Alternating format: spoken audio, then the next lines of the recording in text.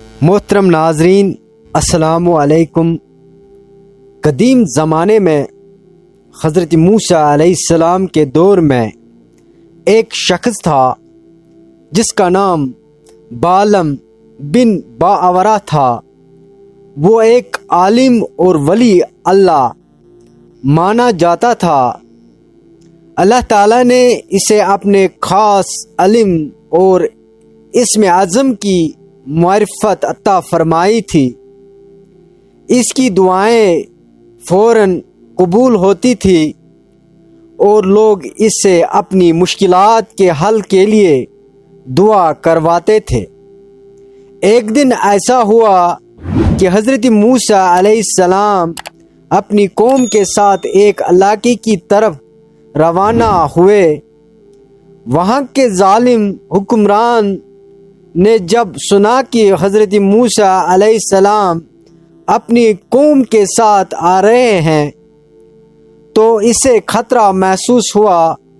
اس نے سوچا کہ حضرت موسیٰ علیہ السلام اور ان کی قوم کا مقابلہ کرنا ممکن نہیں، اس لیے اس نے بالم بن باورا کو بلایا اور اس سے کہا، تم اللہ کے برگزیدہ بندے ہو، تمہاری دعائیں قبول ہوتی ہے، تم حضرت موسیٰ اور ان کی قوم کے خلاف بد دعا کرو تاکہ وہ یہاں نہ پہنچ سکیں۔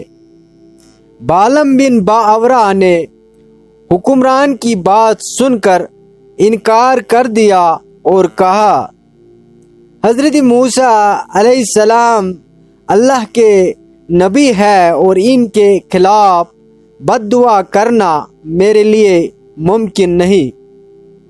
اگر میں ایسا کروں گا تو اللہ مجھ سے ناراض ہو جائیں گے۔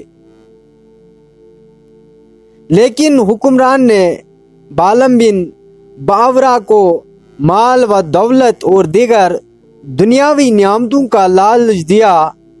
بالم بن باورا ابتدا میں انکار کرتا رہا، لیکن آہستہ آہستہ شیطان نے اس کے دل میں لالچ ڈال دیا اور دنیا کی محبت نے اس کے ایمان کو کمزور کر دیا اور وہ بد دعا کرنے پر راضی ہو گیا۔ بالم بن باورا ایک پہاڑ پر چڑھا تاکہ وہاں سے حضرت موسیٰ علیہ السلام اور ان کی قوم کی خلاف بد دعا کر سکے۔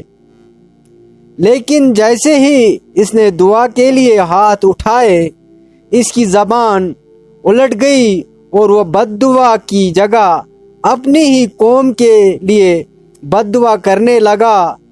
یہ منظر دیکھ کر اس کے ساتھ حیران رہ گئے۔ اللہ تعالیٰ نے اس کے علم اور دعا کی طاقت کو چھین لیا اور اس سے ذلت و رسوائی میں مبتلا کر دیا۔ قرآن پاک میں اللہ تعالیٰ نے اس واقعے کو ان الفاظ میں بیان فرمایا۔ اللہ تعالیٰ نے قرآن میں ارشاد فرمایا، اور ان کے سامنے اس شخص بالم بن باورا کا حال بیان کرو جس سے ہم نے اپنی آیات کا علم عطا کیا تھا، مگر وہ ان سے نکل بھاگا۔ پھر شیطان نے اسے اپنی پیروی میں کر لیا اور وہ گمراہوں میں سے ہو گیا۔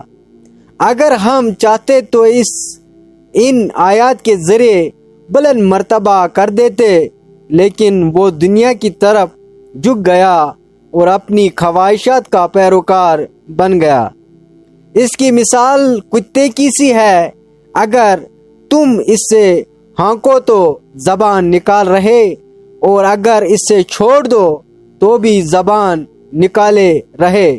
سورہ الاعراف آیات نمبر 176 اور 175۔ دوستو، یہ واقعہ ہمیں یہ سبق دیتا ہے کہ علم اور روحانی طاقت اللہ کی امانت ہے۔ اگر کوئی مفاد کے لیے اپنا ایمان کو بیچ دے تو اللہ تعالیٰ اسے ذلت اور رسوائی میں مبتلا کر دیتا ہے۔ بالم بن باورا کا انجام دنیا میں اور آخرت میں دونوں میں رسوائی کا باعث بنا۔